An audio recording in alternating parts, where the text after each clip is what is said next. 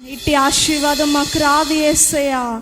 ఉచితముగా మేము దీవెన నొందినట్లుగా, ఆశీర్వాదము నొందినట్లుగా అయ్యా, నీ సన్నిధిలో మేము ఇంకా ఎదుగునట్లుగా ఈ ప్రార్థనలు మా కొరకు ఏర్పాటు చేసినందుకు కృతజ్ఞతాస్తుతులు యేసయ్యా. నాకున్నది నీవే, నా తోడు నీవే, నా బలము నీవే, నా శైలము, సర్వము, నా ప్రాణము నీవే యేసయ్యా. అయ్యా, నా సహాయము కూడా నీవే యేసయ్యా అని ఈ రాత్రి దేవుణ్ణి అడగగలిగితే యేసయ్య అందరికీ సహాయాన్ని అందించేవాడు. యేసయ్య అందరికీ తోడుగా ఉండే దేవుడు. అబ్రహాముకు తోడుగా ఉన్నాడు, తన కుమారుడైన ఇస్సాకుకు తోడుగా ఉన్నాడు, ఇస్సాకు కుమారుడైన యాకోబుకు తోడుగా ఉన్నాడు, యాకోబు కుమారులైన యోసేపుకు కూడా దేవుడు తోడుగా ఉన్నాడండి. ఈ రాత్రి దేవుని తోడు కొరకు నువ్వు అడగగలిగితే తరతరాలు దేవుడు నీకు తోడుగా ఉండగలుగుతాడు. ఆయన తోడు ఎంతో ముఖ్యము. ఆయన తోడు లేకపోతే నువ్వు బ్రతకలేవు ప్రియ దేవుని బిడ్డ. ఎవ్వరు ఉన్నా ఆయనతో సాటి రారు. అందుకే ఆయనకు సాటి అయిన వారు ఈ లోకంలో ఎవ్వరూ లేరు. దేవా, నీకే స్తోత్రాలయ్యా. ఈ రాత్రి నీ సహాయాన్ని నాకు దయచే. నా బలము, నా శైలముగా మీరుండండి. నా హృదయంలో నివసించండి యేసయ్యా. నా ఆరాధనలో తోడుగా ఉండండి ప్రభు. నేను ఆరాధిస్తుండగా నన్ను తాకయ్యా. నేను ఆరాధిస్తుండగా నన్ను నీ శక్తితో నన్ను నింపయ్యా. నేను ఆరాధిస్తుండగా నాలో ఉన్న సమస్త బలహీనతలు తొలగిపోవాలి. నాలో ఉన్న అపవాది క్రియలు లయపరచబడాలి. నేను ఆరాధిస్తుండగా నాలో ఉన్న ప్రతి పాపము విముక్తి కలిగించి నీకు అతి సమీపస్తుడిగా, అతి సమీపస్తురాలిగా నేను ఉండునట్లుగా కృప చూపించు యేసయ్యా. నీకే స్తోత్రాలు. దావీదు దేవుని ఆరాధించిన తర్వాతే ప్రభుకి దగ్గరైపోయాడు. అతని హృదయము దేవునితో కలిసిపోయింది. అందుకే దావీదు నా హృదయానుసారులని గొప్ప వాక్యం ఆయన గురించి సెలవించబడింది. ప్రియ దేవుని బిడ్డలారా, యేసయ్యా నన్ను కూడా ఆ రీతిగా నిలబెట్టయ్యా. నేను కూడా ఆ రీతిగా భక్తి చేయాలయ్యా. నేను ఆ రీతిగా నిన్ను స్తుతించాలి యేసయ్యా. నేను ఆ రీతిగా వాక్యానుసారంగా నడవాలి యేసయ్యా. నీ మందిరములో నన్ను ఆశీర్వదించు యేసయ్యా. నాకు తోడుగా ఉండవా, నీ సహాయాన్ని నాకు దయచేవా అని దేవుని అడుగు యేసయ్యా. నీకే స్తోత్రాలు. ఎవరు ఉన్నారు నాకు ఈ లోకములో, ఎవరు నా తోడు రారు ఈ జీవితమందు. ఇమ్మానుయేలైనా నా దైవం నీవేగా, ఇమ్మానుయేలైనా నా దైవం నీవేగా యేసయ్యా. నిన్ను చూడాలి నీ ఆశ మెస్సయ్యా. నిన్ను చేరాలని యేసయ్యతో ఆశ కలిగి ఉంటే నిత్యముగా ఆయన తోడు నిలబడతాడు. ఆయన నీ పక్షముగా నిలబడతాడు. ఇశ్రాయేలుతో యుద్ధము చేసినట్లు కూడా నీతో యుద్ధము చేస్తాడు. నీ జీవితంలో అపజయాలకి యుద్ధము నాదే అని సెలవిస్తాడు. ఆయనకి విరోధముగా రూపించబడిన ఏ ఆయుధము మనలో వర్తిల్లదు. యేసయ్య నీకు తోడుగా ఉండే. ఈ పాట పాడుతూ ప్రభు యొక్క నామాన్ని స్తుతిద్దామా, కనపరుద్దామా, చప్పట్లు కొడుతూ దేవుని నామాన్ని మహిమపరుద్దాం. ఎవరు ఉన్నారు నాకు ఈ లోకములో, ఎవరు నా తోడు రారు నా జీవితమందు. ఇమ్మానుయేలైనా నా దైవం నీవేగా. ఆడాలి స్వరమెత్తి, నా దైవము నీవే యేసయ్యా. యేసయ్యా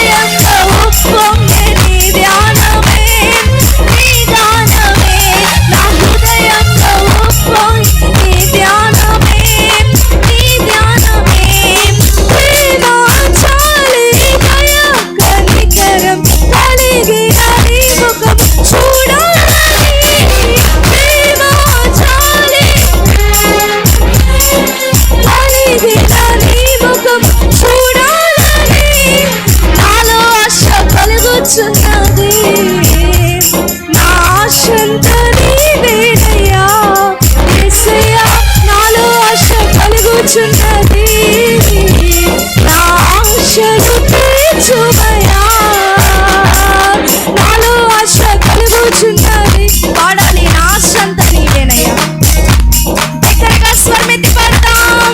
నాలో ఆశ కలుగుచున్నది, నా ఆశ అంతా నీవేనయ్యా, నా హృదయంలో ఉప్పొంగే నీ ధ్యానమే, నీ గానమే, నా హృదయంలో ఉప్పొంగే నీ ధ్యానమే, నీ గానమే, నా హృదయంలో ఉప్పొంగే నీ ధ్యానమే, నీ గానమే, నా హృదయంలో ఉప్పొంగే నీ ధ్యానమే, నీ గానమే. నిన్ను చూడాలని ఆశ మెస్సయా, నిన్ను చేరాలని ఆశ మెస్సయా, నిన్ను చూడాలని ఆశ మెస్సయా,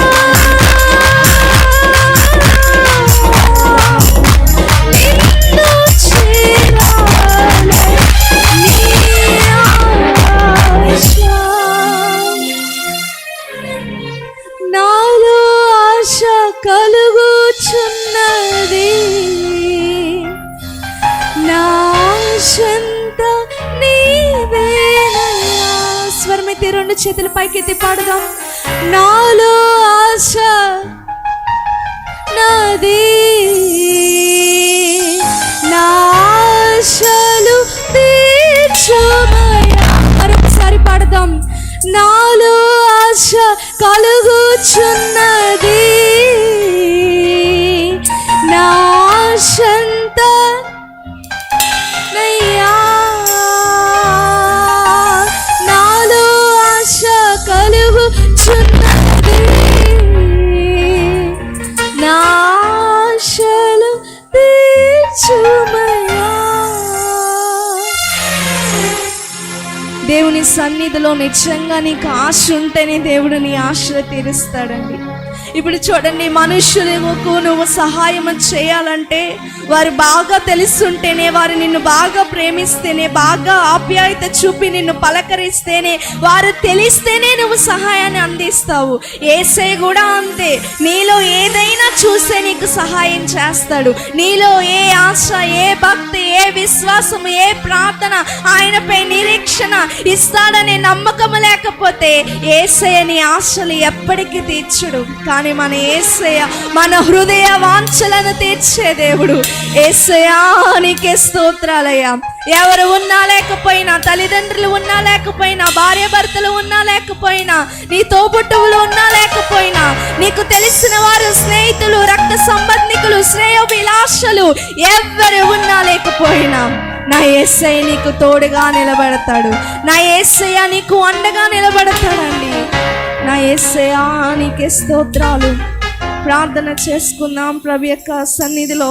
ఈ 34వ దినమున ఉపవాస ప్రార్థనలో దేవుడు ఈ రాత్రి తన దాసుల ద్వారా దేవుని యొక్క వాక్యము అందించి, ఆ వాక్యము ద్వారా మన జీవితాలను దేవుడు మాదిరికరముగా, దేవుడు శ్రేష్టమైన విధముగా, దేవుడు ప్రతి ఒక్కరిని చేయనట్లుగా ప్రార్థనలో ఏకీభవిద్దాము. ఎవరు మాకు ఈ లోకంలో తోడు రారు యేసయ్య. మనుషులు వెళ్ళిపోవచ్చు కానీ నువ్వు మమ్మలను విడిచిపెట్టే దేవుడవు కాదు. పరిస్థితులను బట్టి మనుషులు మమ్మలను వదిలేస్తారు ప్రభా.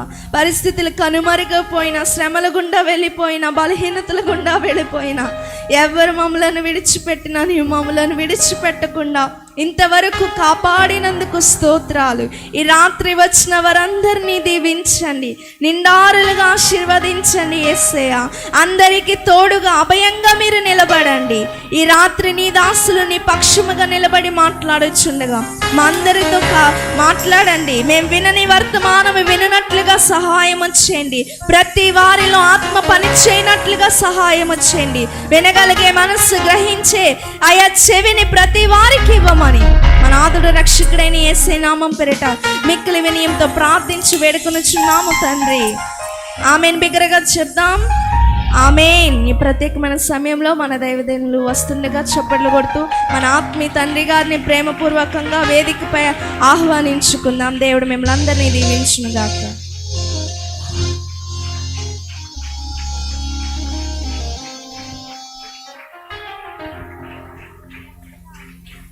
Praise the lord.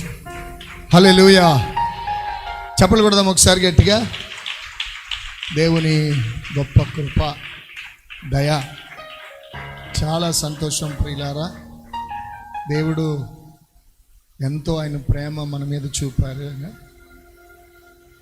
ఎంత ప్రేమ అంటే నేను అనుకుంటాను, ఇశ్రాయేలుని ఐగుప్తులో నుండి కనానికి తీసుకువెళ్ళేటప్పుడు ఆయన పగటిపూటేమో మేఘములోను, రాత్రిపూటేమో అగ్నిస్తంభంగా ఉండి వాళ్ళకి తోడుగానే వెళ్ళాడంటే ఆయన వాళ్ళకి తోడుగా వెళ్తూ వాళ్ళకి ఆకలేసినప్పుడు ఆహారం ఇచ్చి, నీళ్ళు దాహం వేసినప్పుడు నీళ్ళు ఇచ్చి, అలసిపోయినప్పుడు వాళ్ళకు బలాన్ని ఇచ్చి, ఈ విధంగా దేవుడు వాళ్ళని ఎంతగానో ఎంతగానో ఎంతగానో సంరక్షించి గమ్యానికి చేర్చాడు. నేను చెప్పే ఈ మాటలో అర్థం మీకు అర్థమైంది అనుకుంటున్నాను. దేవుడు కూడా అలాగే ఈ 40 రోజుల యొక్క ప్రార్థనలను దేవుడు సన్నిధే మనకు తోడుగా ఉంచి మనల్ని ఎవరినీ తప్పిపోకుండా ఓపిక మీకు ఇచ్చి, విశ్వాసాన్ని ఇచ్చి, బలాన్ని ఇచ్చి, వెళ్ళాలి అనే తీర్మానం ఇచ్చి, తెగింపిచ్చి, పనులు వదులుకునేటట్లు, సుఖాన్ని వదులుకునేటట్లు, కొన్ని ముఖ్యమైన కార్యాలను కూడా పక్కన పెట్టే అవకాశం మీకు ఇచ్చి మిమ్మల్ని దేవుని సన్నిధికి నడిపించాడు. చప్పట్లు కొడదాం ప్రియులారా. దేవునికి మహిమ కలుగును గాక. అయితే ఇందులో గమ్యం ఏంటంటే, ఇశ్రాయేలీయులు కనాను దేశానికి వెళ్ళిన తర్వాత వాళ్ళకి సమృద్ధి అయిన దీవెనలు ఇచ్చాడంటే, బోలెడన్ని ఇళ్ళు ఇచ్చాడు, బోలెడన్ని తోటలు ఇచ్చాడు, బోలెడన్ని ఫలాలు, అదే పాలు తేనెలు ప్రవహించు చెప్పండి దేశం. అలాగే ఈ 40 రోజులు ప్రార్థనలు మనం ముగించుకున్న తర్వాత వాళ్ళకి ఏ రకమైన దీవెనలు ఇచ్చాడో దేవుడు మనకి ఇచ్చును గాక. అంత కార్యము దేవుడు చేయబోతున్నాడు. సంతోషం. ఈరోజు 34వ రోజు. ఎన్నో రోజు అండి? 34వ రోజు. కాబట్టి ఈ 34వ రోజు నిమిత్తం మనం ఆహ్వానించిన దేవుని సేవకులు మరి మోజెస్ గారు ఉన్నారు. వారు దేవుని వాక్యాన్ని మనకు అందిస్తారు. వారు అందించే ముందు కొద్దిసేపు మరి అనుభవనీయులు దైవజనులు, నాకు అత్యంత ఆప్తులు, వారు నాకు దాదాపు ఒక 25 సంవత్సరాల నుంచి వారిని చూస్తున్నాను, నన్ను చూస్తున్నారు. కానీ మాకు పరిచర్యల్లో కనెక్షన్స్ లేకపోవడం వల్ల మేము కలవలేకపోయాం. ఇప్పుడు ఒకరికొకరు చూసుకున్నాం అన్నమాట అండి. దైవజనులు బాబురావు గారు గొప్ప దైవజనులు, అనుభవనీయులు, ఏమండి, చాలా వినయం, భక్తి, చాలా ప్రేమ కలిగినటువంటి దైవజనుల కుటుంబంతో మనకు మధ్యకి రావటం ఎంతో సంతోషం.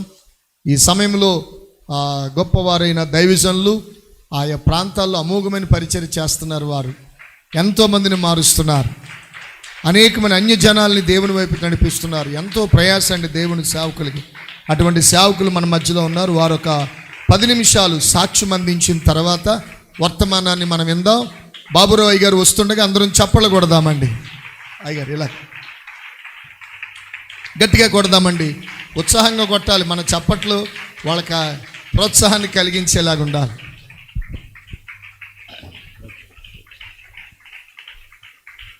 Thank you.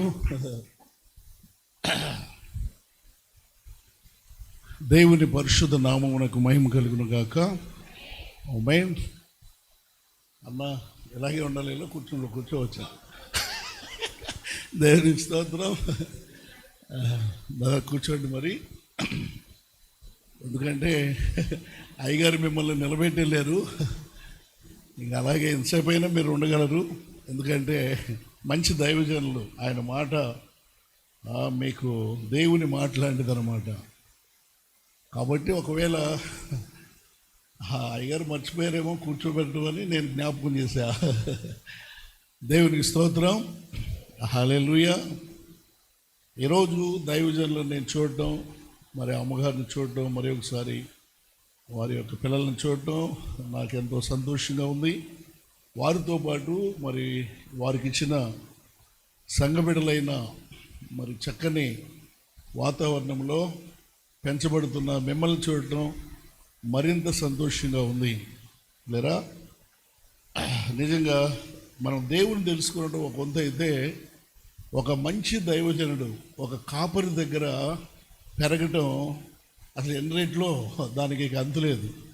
ఈ రోజున చాలామంది దేవుని సేవ కొరకు పిలువబడి ఓడిపోతున్నారు. మరలా ఏ వృత్తినైతే వదిలిపెట్టి వచ్చారో ఆ వృత్తిలోనికి వెళ్ళిపోతున్నారు. కానీ దైవజనులు దేవుని రాజ్యం కట్టబడాలి అనే ఆకలి దప్పికలతో దైవ సేవకురాలు దైవ సేవకులు ఈ ప్రాంతానికి వచ్చి కన్నీటితో ప్రార్థన చేస్తే కనిన ఆత్మలు మీరు. అవునా? అవును.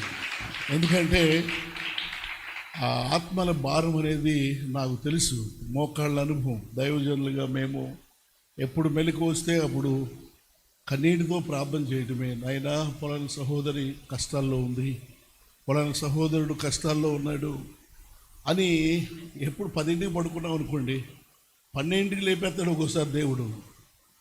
ఆయన ఏం చెప్పాలనుకుంటున్నాడు అని 1 గంటకి మెలకు వస్తే 1 గంటకు లెగిసిపోతాం, 2ంటికి మెలకు వస్తే 2ంటికి మెలకు, అంతే తెల్లవారు ప్రార్థన చేయడం. ఏమంటే మీ వ్యాపారాల కొరకు, మీ ఉద్యోగాల కొరకు, ఏమంటే మీ వ్యవసాయం బాగా పండాలని, మీరు అభివృద్ధి పొందాలని, ఇదే మా ధ్యేయం. ఏమండి అలాంటి దైవజనులు మరి సత్యప్రకాష్ అయ్య గారిని దేవుడు మీకు ఒక వరంగా ఇచ్చారని, అమ్మగారిని కూడా మీకు ఒక వరంగా ఇచ్చారని మంచి దైవజనులకు నా హృదయపూర్వకంగా మా ఫ్యామిలీ తరపున, సంఘం తరపున ప్రత్యేకమైన వందనాలు తెలియజేసుకుంటున్నాను. దైవజనులు ప్రకాష్ అయ్య గారికి, అమ్మగారికి, వారి బాబుకి, వాళ్ళ కోడలు చక్కగా ఆరాధన నడిపించారు పాప. చాలా సంతోషం. ఈరోజు లేరా మరి నేను బాబు, నాకు 3 కుమారులు, చిన్నవాడిని దేవుడు ఏర్పాటు చేసుకున్నారు. ఆ మిగతా కుమారులు ఇద్దరు కూడా వారు మంచిగా చదువుకున్నారు, ఇంజనీర్ చదివారు, అలాగే పీజీ కూడా చేశారు. వాళ్ళు సహజంగా సేవలో సహకారపడుతూ చెరువులు ఉంటే అవి చేస్తారనమాట. సరే, దేవుని నామమును బట్టి బాబు దేవుని సేవ కొరకు పిలువబడిన తర్వాత నేను బాబు వేలూరులో ఉంటూ అక్కడ సేవ పరిచర్యలో ముందుకు వెళ్తున్నాం. మరి ప్రత్యేకంగా దేవుని సేవ కొరకే పిలువబడ్డాం. లేరా జస్ట్ ఒక 10 నిమిషాల్లో నాకు సాక్షి చెప్పండి, ఒక గంట ఉంటుంది. కానీ అయ్యగారు అక్కడ బోర్డు మీద చక్కగా నాకు ఇష్టమైన టైం మెయింటైన్, అయ్యగారు ఎలా టైం మెయింటైంగో నాకు కూడా అంత ఇష్టం అనమాట. టైం అంటే 7 గంటలుగా స్టార్టింగ్, 9:30కి క్లోజింగ్. మా టైం కూడా అదే, సేమ్ టైం అనమాట. బుధవారం శనివారము మేము చేస్తాము 7 to 9 సంఘారాధనలు. ఉపవాస ప్రార్థన కనుక ఇంకొక అరగంట హెచ్చించారు అయ్యగారు. చాలా సంతోషం. సరే, మాది కొల్లేరు, ఏలూరికి ఒక 20 కిలోమీటర్ల దూరం ఉంటుంది. కొల్లేరు పెనుమాక లంక అంటే ఏలూరికి కైకలూరికి మధ్యలో ఉంటుంది మా ఊరు. ఆ పెనుమాక లంకలో మా నాన్నగారు, అమ్మగారు జయమంగళ రంగారావు గారు, నాగమ్మ గారు అనే దంపతులకు మేము 10 మంది సంతానము. 10 మందిలో నేను 7వ వాడిని.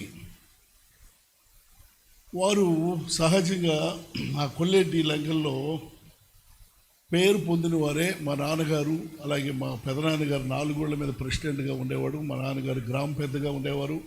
నాన్నగారు న్యాయం కోసమే పోరాడేవారు, కానీ అన్యాయానికి వెళ్ళేవారు కాదు.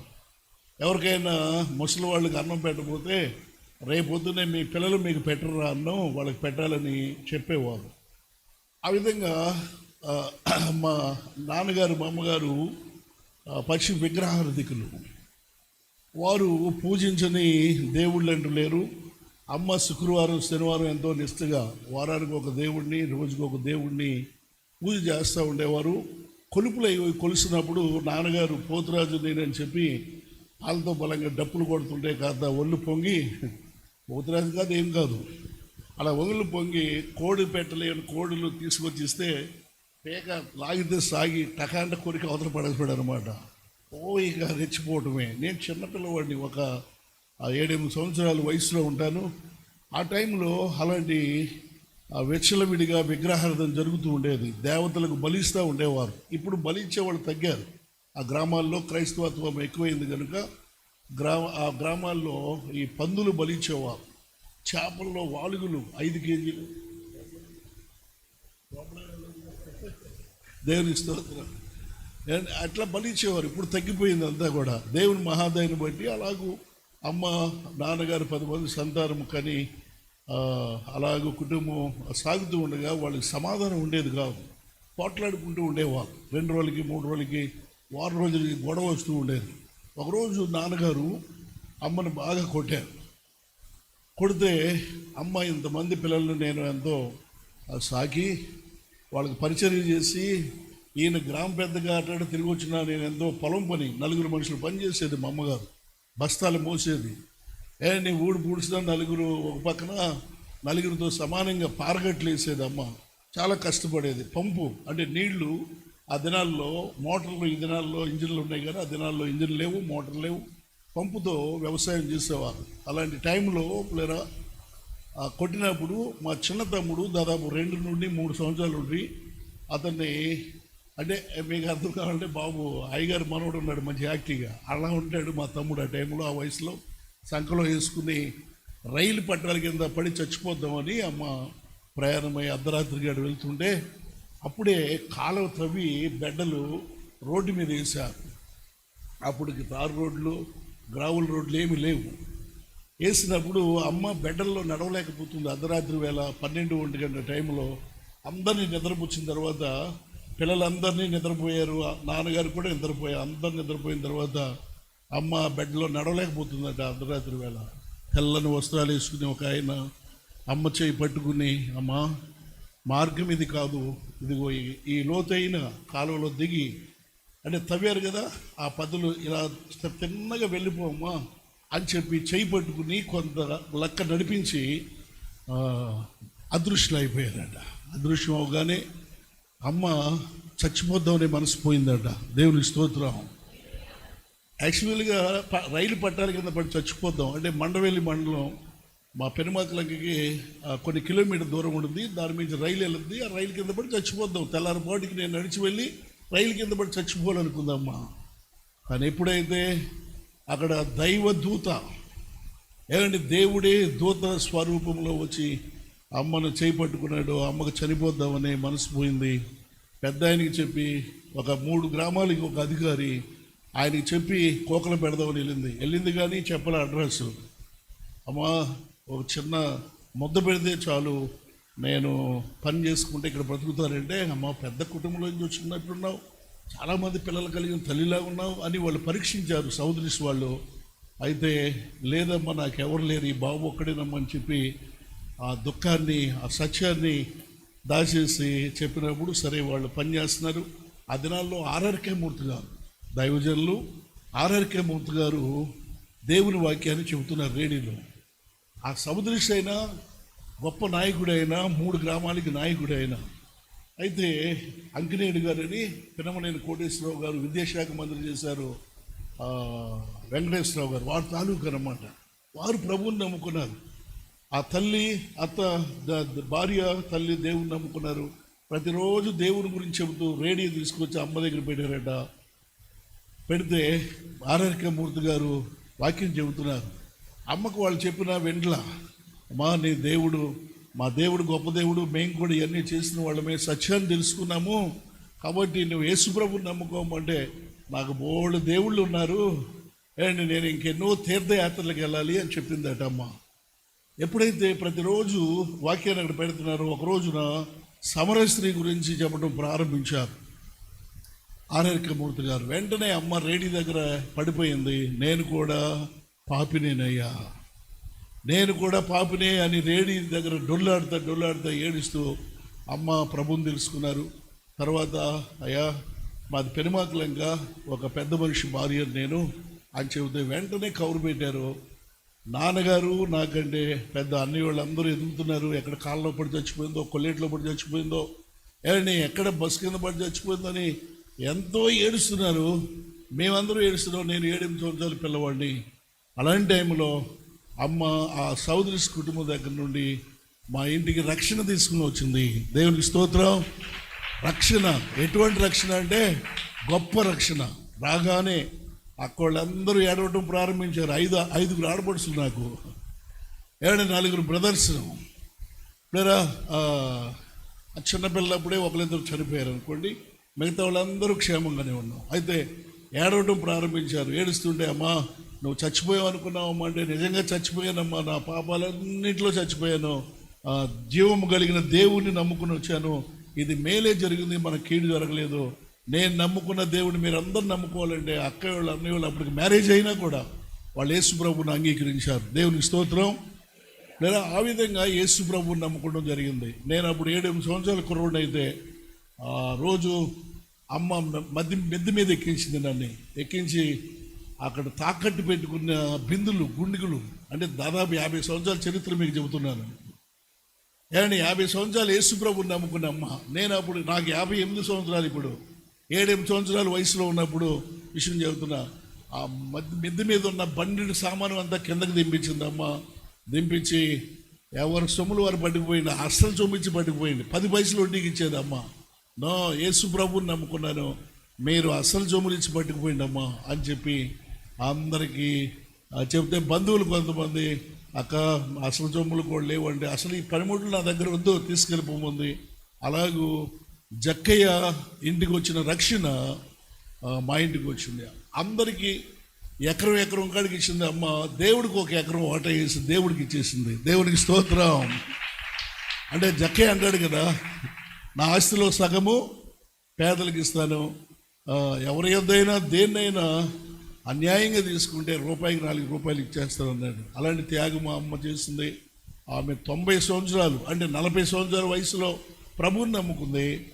ఆమె 50 సంవత్సరాలు ప్రభువుతో నడిచింది. ఆమె ప్రభువుని తెలుసుకున్న స్టార్టింగ్ దినం నుండి చనిపోయే వరకు ఒక్క ట్యాబ్లెట్స్ కానీ ఒక్క ఇంజక్షన్ కానీ లేకుండా విశ్వాసముతో నడిచి ప్రభు దగ్గరికి వెళ్ళిపోయింది నా తల్లి. గొప్ప ప్రార్థన పరురాలండి. ఆమె ప్రతిరోజు ఎన్ని గంటలు ప్రార్థన చేసేదో తెలిసేది కాదు. నడుస్తూ ఉండగా ప్రార్థనే, కూర్చుండగా ప్రార్థనే, ఏమని ఇంకా అలాగూ ఎంతో ప్రార్థన. అంతే, అన్నం తినేటప్పుడు కూడా స్తోత్రం స్తోత్రం, నీళ్లు తాగేటప్పుడు కూడా స్తోత్రం స్తోత్రం. ఏమని విశ్వాసంతోనే జీవించింది. నన్ను ఒక రోజున పిలిచాయా, నేను వృద్ధాప్యానికి వచ్చాను, స్పృహ కోల్పోతాను, ఒకవేళ స్పృహ కోల్పోతే డాక్టర్కి నాకు చెయ్యవద్దు, నేను అలా సమర్పించుకున్నాను. కాబట్టి నీ మాట అన్నయ్య వాళ్ళు అక్క వాళ్ళు అందరూ వింటారు, గ్రామ సర్పంచ్ పెద్దలు కూడా నువ్వంటే గౌరవం, ఎవరు నిన్ను ఎదిరించరు, నీ మాట వింటారు కనుక చెబుతున్నానని చెప్పింది అమ్మ. అలాగే తుది శ్వాస వరకు డాక్టర్కి చేయలేదు, ఒక్క ట్యాబ్లెట్స్ తెలియదు, ఆమెకి ఒక్క ఇంజక్షన్ తెలియదు. అలాగ ప్రభు దగ్గరికి వెళ్ళిపోయింది. 90 సంవత్సరాలు బ్రతికింది. 40 సంవత్సరాల వయసులో ప్రభుని తెలుసుకుంది. 50 సంవత్సరాలు మంచి పోరాడింది. ఆమె పరుగు కడముట్టించింది, విశ్వాసాన్ని కాపాడుకుంది, పౌలు గారు వలె నీతి కిరీటాన్ని సంపాదించుకుంది. ఇలాగూ ప్రభుని మేము తెలుసుకున్నాం. అయితే 10 నిమిషాలన్నా దాటిపోయి ఉండదు, అది దాటిపోయింది కదా. బాబు వాక్యం చెప్పాలి. నేను ఒక్క మాట చాలా ఇంపార్టెంట్. మేము ప్రభుని అలా తెలుసుకున్నప్పుడు, నాకు వివాహ వయసు వచ్చినప్పుడు వివాహం చేశారు. నా భార్య కూడా వచ్చింది. లేరా పెద్ద బాబు పుట్టాడు. నాకు మెంటల్ వచ్చింది. మెంటల్ వచ్చి ఈదులో తిరిగేవాడిని, ఎక్కడ తిరిగేవాడినో ఎక్కడ పండుకునేవాడో తెలిసేది కాదు. రోడ్డు పక్కన పెట్టిన బైకులు వేసుకుపోతూ ఉండేవాడిని, జీబులు నడపడం తెలియదు, స్టీరింగ్ పట్టుకోవడం తెలియదు. డెవిల్ నన్ను పట్టిన దయ్యాలు పిల్లలు అలాగూ వేస్తూ ఉండగా, నిజంగా బాలింతగా నా భార్య ఒకవైపు ఏడుస్తుంది. 15 రోజులు బాలింతలు ఏడవకూడదట. అమ్మ ఏడుస్తుంది, అత్త ఏడుస్తుంది. తల్లిదండ్రులు ఎంతగానో గోల పెడుతున్నారు. అన్నదమ్ములు అక్కజల్లు మనశ్శాంతి లేదు ఎవరికి, నన్ను అదుపు చేయలేకపోతున్నారు. 10 మంది పట్టుకుని మత్తు ఇంజక్షన్లు ఇచ్చి విశాఖపట్నం మెంటల్ హాస్పిటల్లో పడేశారు నన్ను.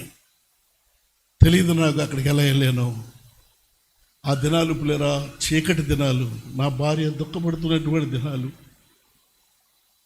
నాకు ఒక పెద్ద కుమారుడు పుట్టి 15 రోజులు ఉన్నప్పుడు మెంటల్ వచ్చేసి, అప్పుడు అమ్మ ప్రార్థన చేస్తుంది, అయినా ఏంటిది, నిన్ను నమ్ముకున్నందుగా ఈ శిక్ష, ఎందుకు ఇలా జరిగింది, ఇన్ని సంవత్సరాలు లేని శోధన ఏంటి, నా కుమారుడు ఇలా అయిపోయాడని చెప్పి అమ్మ ఒకవైపున ఏడ్చి కన్నీటితో ఉపవాసం ఉండి ప్రార్థన చేస్తుంటే, ఒక పాస్టర్ గారిలాగా తెల్లని వస్త్రాలు వేసుకుని, అమ్మా నీ కుమారుణ్ణి నేను ఏర్పాటు చేసుకుంటున్నాను, లెక్కింప సఖ్యం కానీ జనములుగా నేను ఏర్పాటు చేసుకుంటున్నాను, వెళ్ళి నీ భర్తను తీసుకుని వెళ్ళి నీ కుమారుని తీసుకునిరా, నేను స్వస్థపరుస్తానని ప్రభు చెప్పిన మాట నమ్మి ఆమె ఉదయమే విశాఖపట్నం మెంటల్ హాస్పిటల్కి వచ్చి 4 రోజులు అయింది. అప్పటికి నన్ను మెంటల్ హాస్పిటల్లో వేసి కదా నాన్నగారిని తీసుకుని వచ్చి అక్కడ డాక్టర్లతో సూపరింటెండెంట్ మాట్లాడితే ఏం చేస్తామో తీసుకెళ్ళి వచ్చినప్పుడు ఎలా ఉన్నాడు అలాగే ఉన్నాడు, మెడిసిన్ అది ఇస్తున్నాం.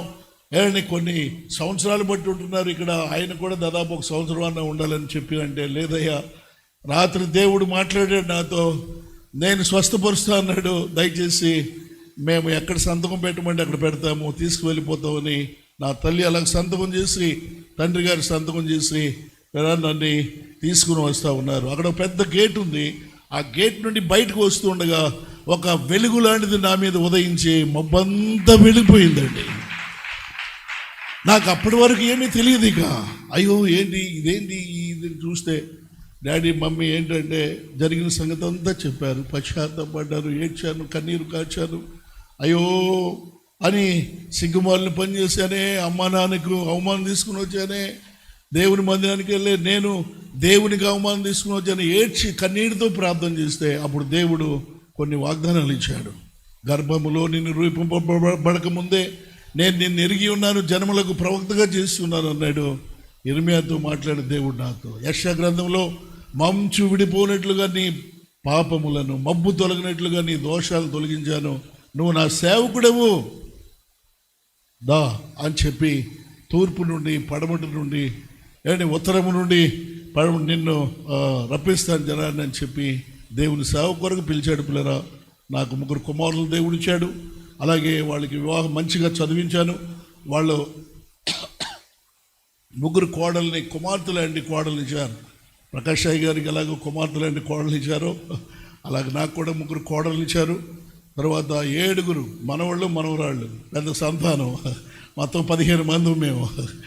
ఏమండి మరి ఒకసారి ప్రకాష్ రాయ్ గారు అమ్మగారు ప్రేమను బట్టి వాళ్ళందరూ కూడా తీసుకుని వస్తాను, మీరు కూడా వాళ్ళందరూ చూశారు. కానీ ఎందుకంటే నాకంటే ఎక్కువ ప్రేమ కలిగిన దైవజనులు ఆయన.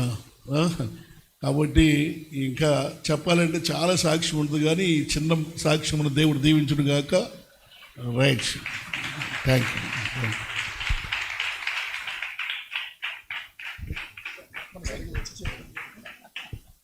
మరి చాలా సంతోషం, అయ్యగారి సాక్ష్యాన్ని చక్కగా అందించారు. ప్రియులు బాబురావు అయ్య గారు కొల్లేరు ప్రాంతంలో పెనుమకలంక చెప్పారు కదా, గొప్ప పరిచర్య చేస్తున్నారు. జైపురం ఇంకా చాలా ప్రాంతాల్లో వారు పరిచర్య చేస్తున్నారు. ఇప్పుడు సాక్ష్యం అందించిన అయ్యగారికి ప్రత్యేకంగా బెత్లెహేం తరపున, మా కుటుంబం తరపున, మా సంఘాల తరపున మీకు ధన్యవాదాలండి. చాలా సంతోషం, దేవుని వాక్యం అందించడానికి మన మధ్యలో ఉన్నారు. మరి సమయం అయితే తక్కువగా ఉంది, అయినా యంగ్ డైనామిక్ అయినా ఉన్న సమయంలోనే అర్థవంతంగా చక్కగా చెప్పే దైవజనులు అందరూ ఒకసారి లేచి నిలబడి చప్పట్లు కొడుతూ వారిని మనం ఆహ్వానిద్దాం. అందరూ లేచి నిలబడాలి. లేచి నిలబడి కూర్చున్నప్పుడు మనలో ఉన్న బలహీనతలు పోవునుగాక. చప్పట్లు కొడదా ఉందామండి దేవుని సేవకులు. Praise the lord.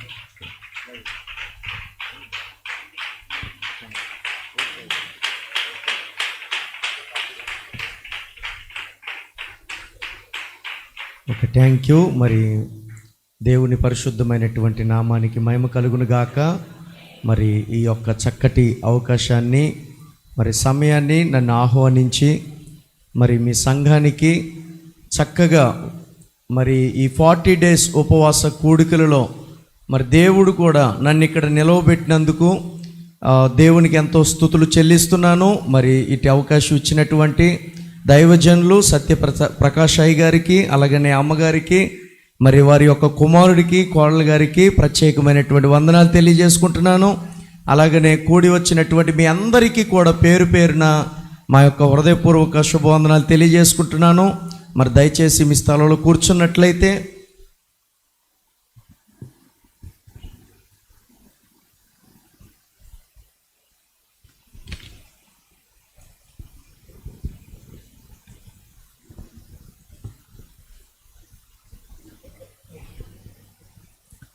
దయచేసి మరి ఈ సమయంలో దేవుని యొక్క అమూల్యమైనటువంటి శ్రేష్టమైనటువంటి వాక్యంలోనికి మనం వచ్చి ఉన్నాం. కాబట్టి ఇక్కడికి వచ్చి ఉన్నటువంటి దైవజనులందరిలో కూడా నేను చిన్నవాణ్ణి. అని నేను అనుకుంటున్నాను. అంతేనంటారా? మరి ఇర్మియాతో చెప్పారు కదా ప్రభు, ఇర్మియా నువ్వు చిన్నవాడువని నువ్వు అనుకోవద్దు, ఖచ్చితంగా నేను నీకేం చేస్తానో మాట్లాడతాను, నువ్వు ధైర్యంగా ఉంటావు. మరి ఎంతమంది దగ్గరికి వెళ్ళినా నువ్వు ఎలా ఉండాలి అంటే ధైర్యంగా ఉండాలి. కాబట్టి మరి మీరు ఎంతో అదృష్టవంతులు. మరి ఇన్ని రోజులు 40 days అంటే 2-3 రోజులు పెట్టడానికే ఉపవాస కొడుకులు చాలామంది కనీ కష్టమైపోతున్నటువంటి ఈ దినాలలో మరి దైవజనులు మిమ్మల్ని ప్రేమించి ప్రతిరోజు కూడా మరి మంచి ఆత్మీయ ఆహారాన్ని మీకు ఇవ్వడం మీరెంతో అదృష్టవంతులు. దేవుడి స్తోత్రం. మరి నిజంగా దేవుడు అట్టి 8 సంవత్సరాల నుండి, ఏదో 2-3 సంవత్సరాల నుండో కాదు ఇది, లేదంటే 5 సంవత్సరాల నుంచో కాదు ఇది, 8 సంవత్సరాల నుండి 40 days ఫాస్టింగ్ ప్రేయర్స్ అని అంటే సామాన్యమైనటువంటి విషయం కానే కాదు. మరి ఏదేమైనప్పటికీ కూడా మరి దేవుని కృపను బట్టి ఈరోజు నాకు ఇవ్వబడినటువంటి ఈ సమయంలో మరి 9:30కే మరి ముగించి, మరి ఒక్క మాట కూడా మీరందరూ కూడా మిస్ అవ్వకుండా మరి చక్కగా కాన్సంట్రేషన్తో ఏకాగ్రతతో మేము నిజంగా వింటాం బ్రదర్, అది మీ భ్రమ అన్న వాళ్ళు గట్టిగా చప్పట్లు కొడతారా? Very good. నా భ్రమేనంటారా నిజంగా వింటారా? నా భ్రమనా నిజంగా వింటారా? నిజంగా వింటాం బ్రదర్ అన్న వాళ్ళు ఇప్పుడు గట్టిగా చప్పట్లు కొట్టండి. Very good. దేవునికే మహిమ కలుగును గాక. హల్లెలూయా. అంటే ఎందుకు మీకు ఈ మాట చెప్పించానంటే మీరు ఆసక్తిగా ఉన్నారు, అంటే లీనమైపోయారు ఆ మాటల్లో, అందువల్ల కాస్త డైవర్ట్ అయ్యారు తప్ప మీరు ఎంతో శ్రద్ధగా వింటున్నారు. చాలా చాలా మీకు మరొకసారి వందనాలు తెలియజేసుకుంటున్నాను.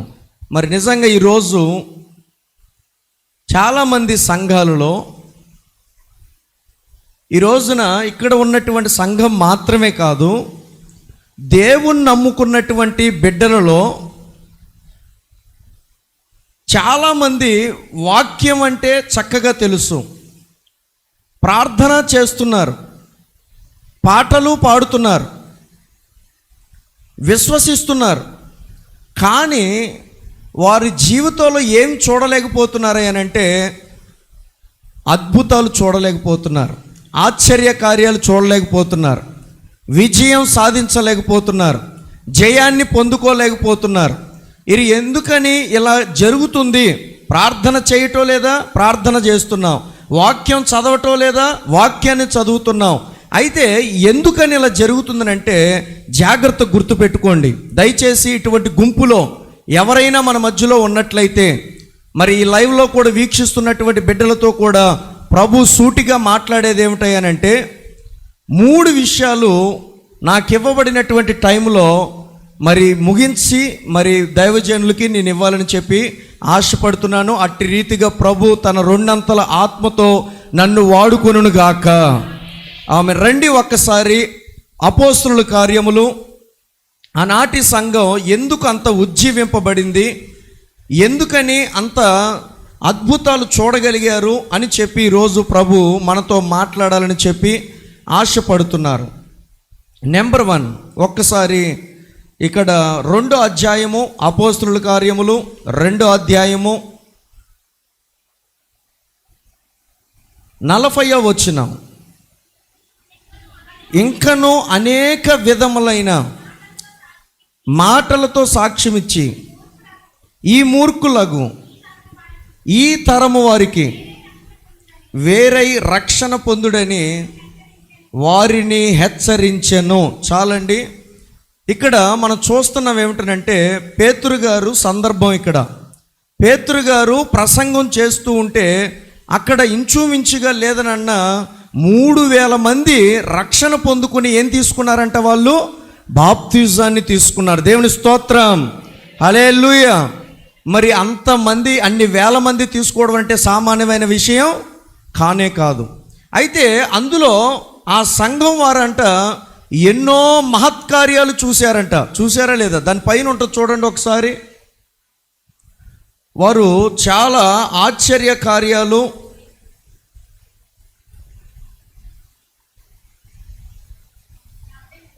ఎస్ 43వ వచనం చూడండి ఒక్కసారి.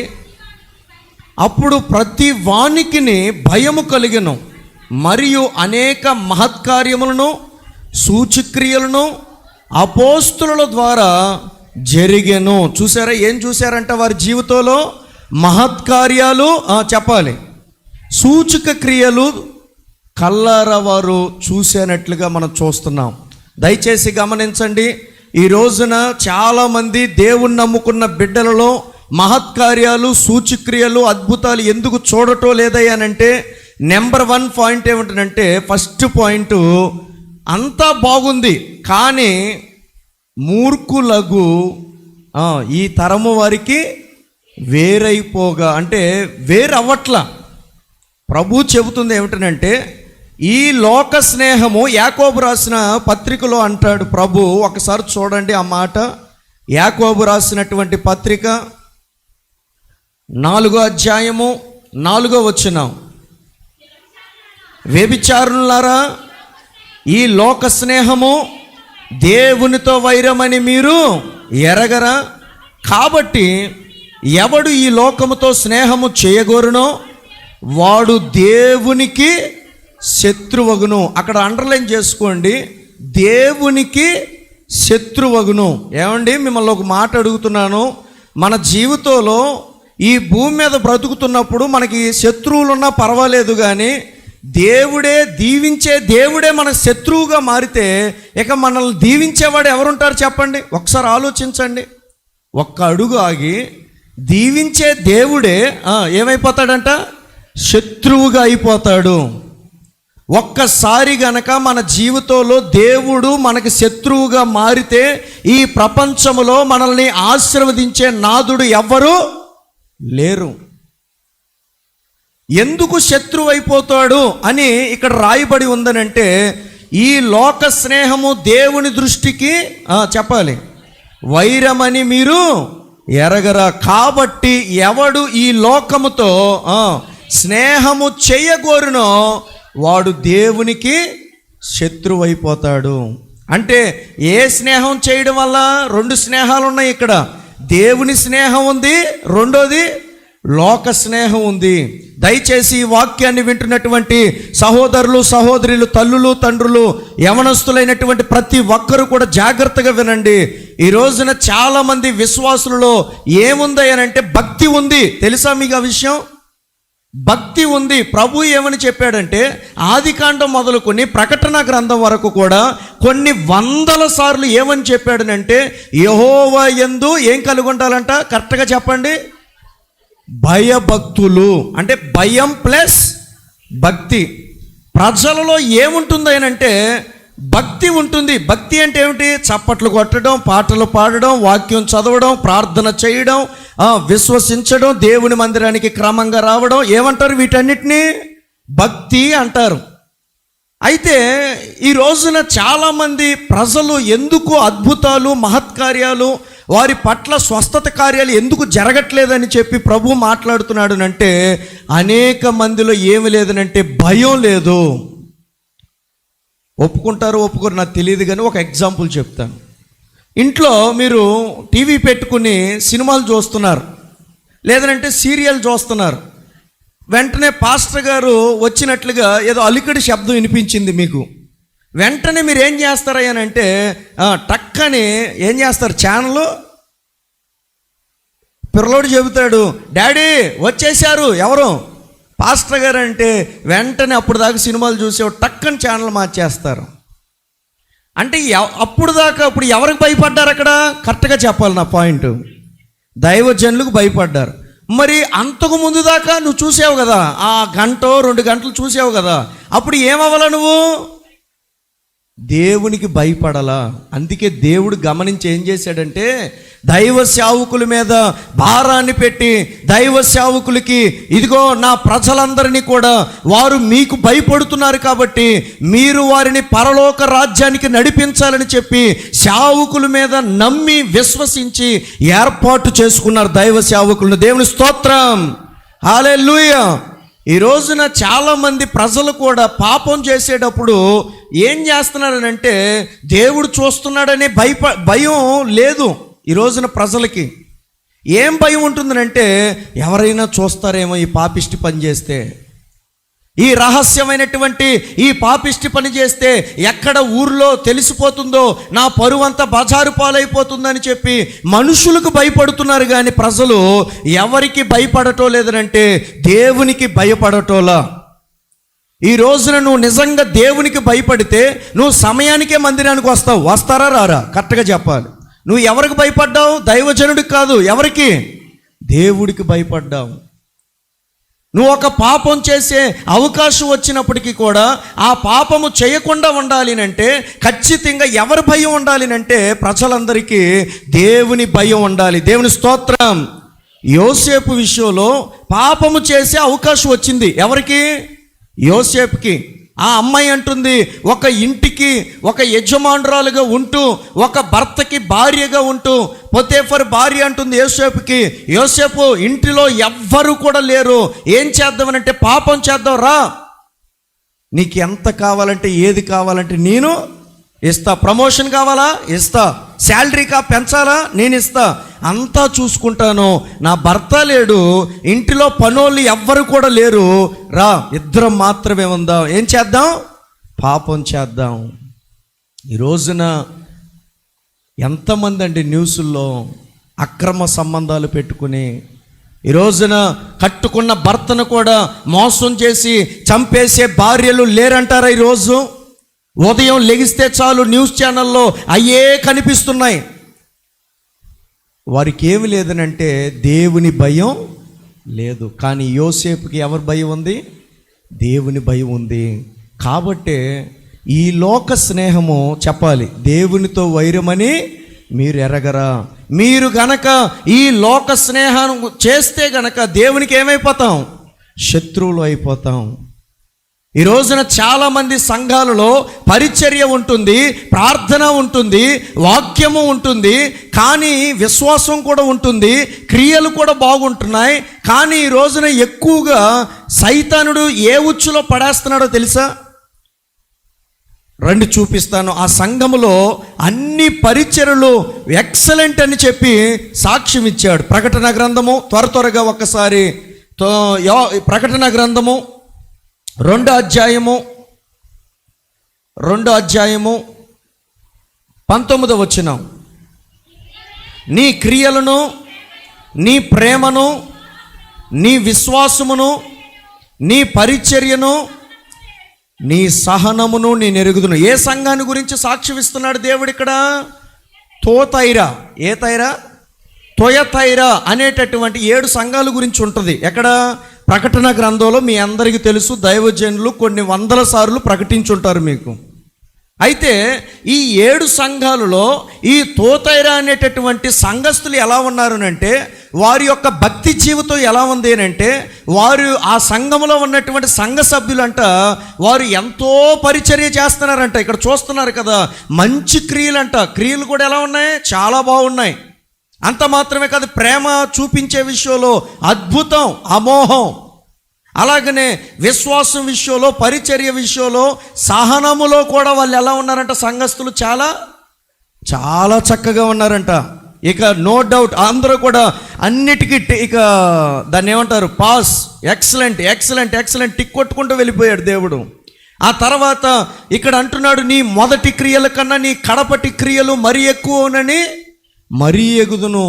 చూసారా? ఎరుగుదును అంటే క్రియలు కూడా మొదటున్న క్రియల కంటే కూడా పరిచర్యలో ఇంకా అద్భుతంగా ఉన్నారంట, ఫస్ట్లో ఉన్నారంట, అప్డేటెడ్గా. ఇంకేంటండి, ఎవరిస్తున్నారో తెలుసా ఈ సాక్ష్యం? దేవుడే ఇస్తున్నాడు. దేవుని స్తోత్రం. నీ గురించి దేవుడు సాక్ష్యం ఇవ్వగలడా? ఈ రోజున దైవజనులు ఒక విశ్వాసుల గురించి సాక్ష్యం ఇవ్వాలి. మా పలానా సంఘములో పలానా సంఘ సభ్యులు, పలానా ఆత్మీయుడు మంచి ఆత్మీయుడండి, మంచి ఆత్మీయురాలండి, మంచి విశ్వాసపరుడండి, మంచి విశ్వాసురాలండి, మా సంఘములో ఎన్నో త్యాగాలు చేసే పలానా కుటుంబ సభ్యులు ఉన్నారండి అని నీ గురించి నీ దైవ సేవకులు చెప్పగలగాలి. ఒకటి దేవుడు చెప్పాలి, 2 దైవ సేవకులు చెప్పాలి. ఎందుకనంటే ఈ రోజున దేవుని భయం కంటే కూడా దైవజనుడి యొక్క భయంతో ఈ రోజున చాలామంది జీవిస్తున్నారు. అయితే 2 భాగాలు ఉండాలి. ఒకటి దేవుని భయం ఉండాలి, 2 దైవజనుడు భయం ఉండాలి. కాబట్టి ఆ సంఘస్థులు అన్నిట్లో ఎక్సలెంట్, వండర్ఫుల్. మరి ఏంటి బ్రదర్, మరి ఎందుకు చూపించారు ఈ రెఫరెన్స్ని, అసలు ఎందుకని ఇది చదివించారు, అంతా బాగానే ఉంది కదా, మరి ఎందుకు ఇది అని చెప్పి అనుకోవచ్చు మీలో. రండి, ఇక్కడ ఒక తప్పు అయినను ఒక తప్పు మోపాలనుకున్నాడంట దేవుడు. ఏమిటి ఆ తప్పు అంటే ఇక్కడ చూడండి, 2వ అధ్యాయము 20వ వచనం చదువు. అయినను నీ మీద తప్పు ఒకటి నేను మోపవలసి ఉన్నది, ఏమనగా తాను ప్రవక్తినని చెప్పుకొనుచున్న యెజెబెలును స్త్రీని నీవు ఉండనిచ్చుచున్నావు. జారత్వం చేయుటకు, విగ్రహములకు బలిచ్చిన వాటిని తినుటకును, అది నా దాసులకు బోధించుచు వారిని మోసపరుచుచున్నది. మారు మనసు పొందుటకు నేను దానికి సమయం ఇచ్చితిని గాని అది తన జారత్వమును విడిచిపెట్టి మారు మనసు పొందనొల్లదు. చాలండి, ఫస్ట్ పాయింట్ ఇది. ఏమిటంటే సంఘంలో అంతా బాగుంది, ఎక్సలెంట్ అని మొత్తం సక్సెస్ చేశాడు, మొత్తం టిక్లు పెట్టుకుంటూ వెళ్ళిపోయాడు దేవుడు. కానీ ఒక్క జారత్వం విషయంలో, ఒక పాపం విషయంలో వాళ్ళు ఏమైపోయారంట, జారిపోయారు. సంఘాలలో బయటికి మాత్రం నీతిమంతులుగా కనిపిస్తారు, నీతి కబుర్లు చెబుతూ ఉంటాడు, నీతి మాటలు చెబుతూ ఉంటారు. ఈ రోజున మనుషుల ముందు ఒక రకంగా మాట్లాడుతూ ఉంటారు. ఈ రోజున క్రైస్తవులు ఎలా ఉన్నారనంటే, యేసు ప్రభువారు 33.5 సంవత్సరాలు జీవించినప్పుడు ఆయన కొంతమందిని తిట్టాడు, పరిసయ్యులను శాస్త్రులను కూడా తిట్టాడు. ఏమని? సున్నం కొట్టిన సమాధుల్లారా. వారికి ఏముందో తెలుసా? వాక్యం తెలుసా తెలీదా? కరెక్ట్గా చెప్పాలి. వాక్యం తెలుసు. ప్రార్థన చేస్తారా చేయరా? ప్రార్థన చేయడం ఏంటండి అద్భుతం, అమోహం. నిలువు టంగీలు వేసుకొని అక్కడ వీధి మూలలో నుంచి చక్కగా చేస్తారంట ప్రార్థనలు, భక్తి అంతా ఉంది. కానీ వారు ఏమిటంట, కనీసం వారు ఎన్నో భారాలు మోపుతారంట, కానీ చికిటిన వేలుతో కూడా మోయరు. అయితే ఒక విషయాన్ని గమనించండి, చాలామంది ప్రజల్లో ఇక్కడ గమనించినట్లయితే జారత్వంలో పడిపోయారు ఆ సంఘస్థులు. ఈరోజు నువ్వు ఎక్కడ పడిపోయావు? నువ్వు జారత్వంలో పడిపోకపోవచ్చు, కానీ ఏదో ఒక దాంట్లో పడిపోయావు. ఈరోజు ఎక్కడ పడిపోయావు? దేవుని మందిరానికి రాకోకుండా ఆటంకపరుస్తున్నటువంటి పాపము ఏది ఉంది? ఏది అడ్డుబండగా ఉంది ఈ రోజున? నీ ఆలోచనలు, నీ కోరికలు, నీ ఉద్దేశాలు, నీ తలంపులు.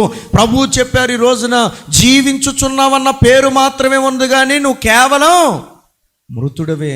వద్దండి ఆ పేరు ఈ రోజు నుంచి. అయితే అట చెప్పాలి, లేదా ఇట. అటు చల్లగానైనా ఉండక, చెప్పండి, వెచ్చగానైనా ఉండక, నువ్వు నిలువెచ్చగా ఉంటే గనక ఖచ్చితంగా నా నోటి నుండి ఏం చేసేస్తాను?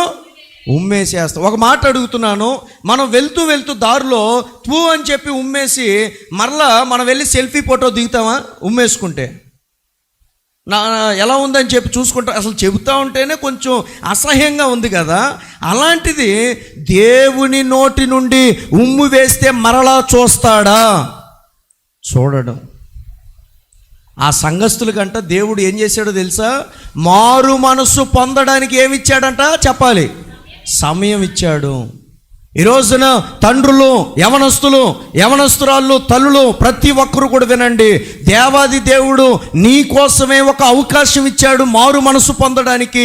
నువ్వు సరి చేసుకోవడానికి నువ్వు ఎక్కడెక్కడ పడిపోయావో ఇప్పటికీ కూడా నువ్వు సరి చేసుకోకుండా ఈ మాటలన్నీ కూడా పెడచెవిన పెట్టేసావనుకోండి, అలాగే చెబుతారులే, ఏదేమైనా కొత్త ఏమిటి, 40 రోజుల నుంచి చూస్తున్నావు, కొన్ని దినాలు బట్టి చూస్తున్నాము, ఏ పాస్టర్ గారు వచ్చినా దంచి పడేస్తున్నారని చెప్పి నువ్వు నిజంగా నిర్లక్ష్యం చేస్తే గుర్తుపెట్టుకోండి, ఆ సంఘంలో ఉన్నటువంటి అందరూ కాదు, కొందరు. ఎంతమంది? సంఘంలో అందరూ కాదు, కొందరు. ఈ రోజున ఆ కొందరులో నువ్వు ఉన్నావేమో, నాకు తెలియకపోవచ్చు. చెప్పండి, నీ పక్కోలికి తెలియకపోవచ్చు, నీ ఎదుటోళ్ళకి తెలియకపోవచ్చు, నీ వెనకాలోళ్ళకి తెలియకపోవచ్చు, నువ్వు అందరి కళ్ళు కప్పెట్టేవచ్చు, కానీ నిన్ను చూస్తున్నటువంటి దేవుడు ఉన్నాడు. దేవుని స్తోత్రం, హల్లెలూయా. ఎవరు చూస్తున్నారు మనల్ని? దేవుడు చూస్తున్నాడు. యోసేపు అంటున్నాడు కదా, అయ్యో నేను ఇంతటి పాపాన్ని చేసి ఏ విధంగా నా దేవుని దృష్టిలో ఇంతటి పాపాన్ని ఏ విధంగా మూట కట్టుకుంటానో, ఈ దుష్కార్యమును నేను చేయను. ఎవరి భయం ఉంది యోసేపుకి? దేవుని భయం. ఈ రోజున లోక స్నేహం చాలామంది మిక్సింగ్ చేసేస్తున్నారు. లోక స్నేహాలు కావాలి, దేవుని స్నేహం కావాలి. లోకములో ఉన్నటువంటి సినిమా పాటలు కావాలి, చెప్పాలి, దేవుని పాటలు కావాలి. కాబట్టి రెండవదిగా ఇక్కడ అవకాశం వాళ్ళు ఏం చేశారంటే మంచం పట్టించేశారు. సమయము మరి ఇంకొక 5 నిమిషాలే ఉంది. ఇంకొక పాయింట్ చెప్పి నేను ముగించేస్తాను. మరొకసారి దేవుడు అవకాశం ఇచ్చినప్పుడు నేను మధ్యలోనికి మరి రావడానికి ప్రభు కృప చూపించినప్పుడు వస్తాను. ఒక్కటి అపోస్తుల కార్యములో 2వ అధ్యాయం నేను ముగించేస్తున్నాను. అపోస్తుల కార్యములు 2వ అధ్యాయము 1 మూర్ఖులగు ఈ తరము వారికి వేరై అనేది మీరు విన్నారు. రెండవది, ఆనాటి సంఘం ఎందుకు అంత ఉజ్జీవింపబడింది, ఎందుకు అంత మహత్కార్యాలు సూచక్రియలు చూశారు, అంత అద్భుతంగా నడిపించబడ్డారు అని అంటే, రెండవదిగా ఒక్కసారి 43వ వచనం, అప్పుడు ప్రతి వానికిని భయము కలిగెను. చాలండి. ఇక్కడ ఏం భయం కలిగింది? ఎవరిని చూసి భయం కలిగింది చెప్పాలి. 1 దేవుని భయం, 2 ఎవరి భయం? కరెక్ట్గా చెప్పాలి. నాకు ఉన్నది ఉన్నట్లుగా చెప్తే చాలు, నాకు ఎక్స్ట్రా అవసరంలా. ఎవరు భయం కలిగింది? అపోస్తులు. పేతురు గారు చెబుతుంటే అనేక వేల మంది, 3,000 మంది బాప్తిజాలు తీసుకున్నప్పుడు ఆయన చెబుతుంటే అక్కడ చూడలేని చాలామంది ఆ మహత్కార్యాలను చూసి భయం పుట్టేసింది వాళ్ళందరికీ, ప్రజలందరికీ కూడా భయం పుట్టి వారందరూ కూడా ఎందుకు ఆశీర్వదించబడ్డారు అంటే, అపోస్తులు ఏది చెబితే ప్రజలు తూచా తప్పకోకుండా అది చేసేవారు, అందుకు ఉజ్జీవింపబడింది. దేవుని స్తోత్రం, హల్లెలూయా, హల్లెలూయా.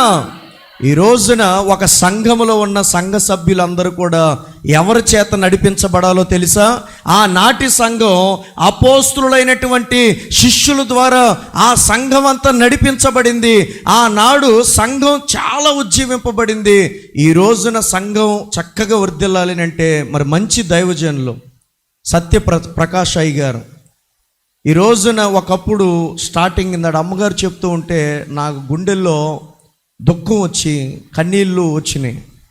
ఎందుకనంటే వారు చాలా అసలు ఏమీ లేని స్థితిలో ఈ ప్రాంతంలో అడుగుపెట్టి వారు కన్నీటి ప్రార్థనతో అమ్మగారు అయ్యగారు ఎంతో పరిచర్య, ఆ అయ్యగారు మరి ఒక పరిచర్య చేస్తూ ఉంటే అమ్మగారు మరొక వైపు ప్రయాసపడుతూ ఉంటే అలా వారి కన్నీటితో దేవుని పాదాలు పట్టుకొని చిన్న చిన్నగా మరి మీ అందరి గురించి కూడా రాత్రింపగళ్ళు మొర్రపెట్టి ప్రార్థనలు చేస్తే దేవుడు నల్లజర్లలో మరి ఇంత అద్భుతమైనటువంటి సహవాసాన్ని ఇచ్చాడు. ఒకసారి బిగ్గరగా చప్పట్లు కొడతారా? దేవుని స్తోత్రం, హల్లెలూయా. ఈ రోజున ఒక్క మాట గుర్తుపెట్టుకోండి, ఈ రోజున స్పీకర్లుగా వస్తున్నారు కదా, మీ గురించి ప్రత్యేకంగా కేటాయించి ఒక్క పాస్టర్ గారు కూడా చెయ్యరు. మీరు ఎవరు అవునన్నా కాదన్నా మీ గురించి ప్రతిరోజు కూడా చక్కగా ఎలుగెత్తి దేవుని పాదాలు పట్టుకుని రాత్రింపగళ్ళు కన్నీరు కార్చేటటువంటి మరి ఎవరైనా ఉన్నారునంటే అది మీ సంఘ కాపరి మాత్రమే. దేవుని స్తోత్రం. ఇది ఎవరు అవునన్నా కాదన్నా అంతే. ఎందుకనంటే ఈ రోజున చాలామంది సంఘాలు ఎలా ఉంటున్నాయో తెలుసా? విశ్వాసులే దైవ సేవకులకు చెప్పేటటువంటి వారుగా ఉంటున్నారు. కానీ మిమ్మల్ని ఒక మాట అడుగుతున్నాను చిట్ట చివరిగా, ఇప్పుడు గొర్రెలను నడిపించిన విధంగా కాపరి వినాలా, కాపరి నడిపించిన విధంగా గొర్రెలు వినాలా? కరెక్ట్గా చెప్పాలి నాకు. కాపరి ఎక్కడికైతే గొర్రెలు నడిపిస్తాడో అక్కడికే నడిపించబడాలి. అది గొర్రెలకు క్షేమం. ఒప్పుకుంటారా ఒప్పుకోరా? అనారోగ్యం వచ్చింది, కాస్త బాగా నీరసం అయిపోయాం, హాస్పిటల్కి వెళ్ళాం డాక్టర్ గారి దగ్గరికి, అలా మన సమస్య అంతా చెప్పాము. ఇప్పుడు డాక్టర్ గారి దగ్గరికి వెళ్ళిన తర్వాత డాక్టర్ గారి మాట పేషెంట్ వినాలా, పేషెంట్ మాట డాక్టర్ గారు వినాలా? అయ్యా ఈ టెస్ట్ చేయించుకోండి, ఈ స్కానింగ్ తీయించుకోండి, ఈ మెడిసిన్ వాడండి అని చెప్పి అంటాడు డాక్టర్ గారు. ఏం చేయాలి చెప్పండి? డాక్టర్ గారు చెప్పినట్లుగానే చెయ్యాలి ఖచ్చితంగా. లేదు డాక్టర్ గారు పలానా స్కానింగ్ తీయండి మీకు తెలియదు అని చెప్పానంటే అతడు ఎవరై ఉండాలి? ఒకడు పిచ్చోడు అయి ఉంటాడు. కానీ గమనించండి, ఒక సంఘ కాపరి ఎక్కడికి నడిపించాలో, గొర్రెల్ని ఎక్కడికి నడిపించాలో పచ్చని తోటలోకి ఆ కాపరికి తెలుసు. అలాగనే మీ దైవజనులు సత్యప్రకాష్ అయ్య గారు 40 దినాలు కూడా మంచి పచ్చని తోటలో మీకు ఎటువంటి కొదువు లేకోకుండా ఈ వాక్యం అనేటటువంటి ఆత్మీయ ఆహారాన్ని మీ అందరికీ కూడా సమృద్ధిలోనికి నడిపిస్తున్నారు. ఒకసారి బిగ్గరగా చప్పట్లు కొడదాం. దేవుని స్తోత్రం, హల్లెలూయా. చిట్ట చివరిగా ఆ ఒక మాట చెప్పి నేను ముగించేస్తాను, టైం అయిపోయింది. ఏంటి ఆ మాట అంటే, దైవజనులు ఏదైనా ఒక మాట చెప్పినప్పుడు దానిని మనం వింటే అది ఆశీర్వాదం. మా సంఘంలో ఒక జరిగినటువంటి ఇన్సిడెంట్ చెప్తాను. దైవజనులకి దేవుడు ఏమిస్తాడో తెలుసా? వివేచన ఇస్తాడన్నమాట. భవిష్యత్తులో ఏం జరగబోతుందో కూడా ముందుగానే మనకి ఆ దైవజనుడికి బయలుపరిచి చక్కగా దేవుడు నడిపిస్తాడు. అయితే అక్కడ దారిలో వెళ్తూ ఉంటే ఆ యొక్క సంఘ సభ్యులు అక్కడ ఉంటే అడిగారు, ఏవయ్యా మీ కొడుకు కోడలు మందిరానికి రావట్లేదేమిటి అని చెప్పంటే, అయ్యా మా అబ్బాయి మా కోడలు పలానా ప్రాంతంలో కూలి పనులకు వెళ్తున్నారు అని చెప్పి అన్నారు. అంటే అర్జెంటుగా నువ్వేం చేస్తావనంటే, మీ యొక్క కోడలు కాస్త గ్లామర్గా ఉంటుంది కాబట్టి నువ్వు ఆ యొక్క ఏరియాకి వెళ్ళి అర్జెంటుగా నీ కొడుకు కోడల్ని ఇక్కడ మీ ఇంటికి తెచ్చి పెట్టుకుని ఇక్కడ నుండి పంపించు. కూలి పనిలేగా, ఉద్యోగం కాదుగా. లేదనంటే అక్కడికి వెళ్ళినా అదే రాబడి, ఇక్కడి నుంచి వెళ్ళినా అదే రాబడి, కాబట్టి నువ్వు అర్జెంటుగా తీసుకురమ్మంటే తర్వాత నిర్లక్ష్యం చేశాడు. నిర్లక్ష్యం చేసిన తర్వాత ఎందుకో ప్రేరేపించి అక్కడికి వెళ్ళాడు. వెళ్ళిన తర్వాత కోడలు అడుగుతున్నాడు, అమ్మా మరి కాస్త ఇలాగా ఇంటికాడి నుండి వెళ్తారు కానీ ఇక్కడైనా అక్కడైనా ఒకటే కదా, రామా అని అంటే, నా మీద నమ్మకం లేదా మామయ్య? నేను ఎలాంటి దాన్ని, ఊర్లో ఉన్నప్పుడు ఎలా జీవించేదాన్ని, ఇగో నేను నిప్పులాగా ఉండేవాడిని అని చెప్పేసి చాలా కబుర్లు చెప్తే వెంటనే చేతిలో చేయేసి, నేను నీ కూతురు లాంటి దాన్ని కాబట్టి మావయ్య నన్ను నమ్మవా, నేను నిప్పు లాంటి దాన్ని అని చెప్పి అన్నది. తర్వాత ఎవరి మాట పక్కన పెట్టేశాడు? దైవజనుడు మాట పక్కన పెట్టేశాడు.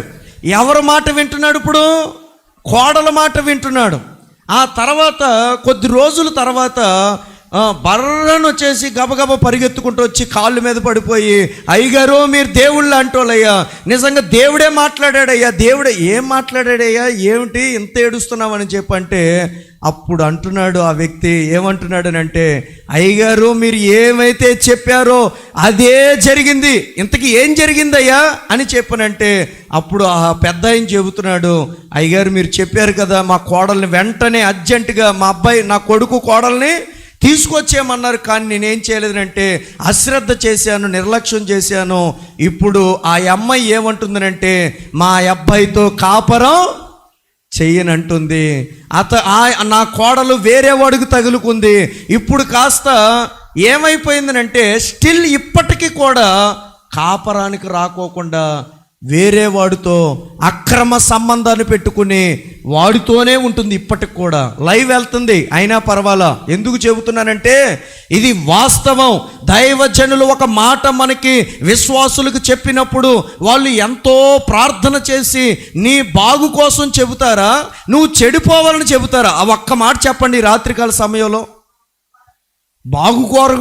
బాగుపడాలనేగా, మన క్షేమం కోరే కదా. కాబట్టి అలా ఎప్పుడైనా సరి చేస్తున్నప్పుడు మనం ఏమవ్వాలో తెలుసా? సరిచేయబడాలి. దైవజనుడు అంటే ఎవరో తెలుసా? అక్కడ ఉంటుంది తిమోతికి రాసినటువంటి పత్రికలో, దైవజనుడు సన్నద్ధుడై ప్రతి సత్కార్యమునకు పూర్ణముగా సిద్ధపడి ఉండినట్లు దైవావేశం వలన కలిగినటువంటి ప్రతి లేఖమును ఉపదేశించుటకును, చెప్పండి, రెండోది తప్పు ఖండించుటకును, తప్పు దిద్దుటకును, నీతి యందు శిక్ష చేయుటకును అది ప్రయోజనకరమై ఉన్నది. దేవునికి స్తోత్రం. దైవజనుడు అంటే చాలామంది ఏమనుకుంటారంటే ఏదో మోకరించి 2 మాటలు చెప్పి చప్పట్లు కొట్టుకుంటూ ఉంటాడు దైవజనుడు. దైవజనుడికి ఇలాంటి విషయాల్లో ఏం తెలుసు అని చెప్పి కొంతమంది సహోదరులు కూడా నొచ్చుకున్నారంట. అయ్యగారు అలాంటి మాట అంటాడేంటి, వాళ్ళ కోళ్ళను పట్టుకొని. అందరూ అలా ఉంటారా? అయ్యగారికి ఏది మాట్లాడాలో ఏది మాట్లాడకూడదో తెలియక మాట్లాడాడు. అందరు కోడళ్ళు అలా ఉంటారా అని అనుకున్న వాళ్ళందరూ కూడా అయ్యగారి దగ్గరికి వచ్చి పాదాలు పట్టుకుని, అయ్యా మేము చేసింది తప్పే, మీరు క్షేమం కోరి చెప్పారు, ఏదైతే చెప్పారో అదే జరిగింది. చిన్న ఎగ్జాంపుల్ చెప్పానంతే. ఎందుకనంటే జీవితంలో మనం ఎప్పుడైతే దైవ సేవకుల మాట వింటామో అప్పుడు మనకి క్షేమము, మన కుటుంబానికి క్షేమము. ఇప్పుడు భార్య లేకోకుండా ఏం అనుభవిస్తున్నారు వాళ్ళు, చెప్పండి? శాపాన్ని అనుభవిస్తున్నారు. ఈ రోజున దైవజనుడు మాట వింటే, నీ మాట వినువాడు నా మాట వినును, నిన్ను నిరాకరించువాడు, చెప్పండి, నన్ను నిరాకరించును. అంటే దేవుని మాట వింటే, దైవజనుడి మాట వింటే దేవుని మాట విన్నట్టే. దేవుడి కొద్ది మాటలు దీవించి ఆశీర్వదించునుగాక. ఆమేన్. ఇట్టి అవకాశాన్ని ఇచ్చినటువంటి దైవజనులకు, మరి సత్యప్రకాష్ అయ్య గారికి, వారి యొక్క కుమారుడికి, మరి కోళ్ళ గారికి, పెద్దమ్మ గారికి ప్రత్యేకమైనటువంటి వందనాలు తెలియజేసుకుంటున్నానండి. Thank you.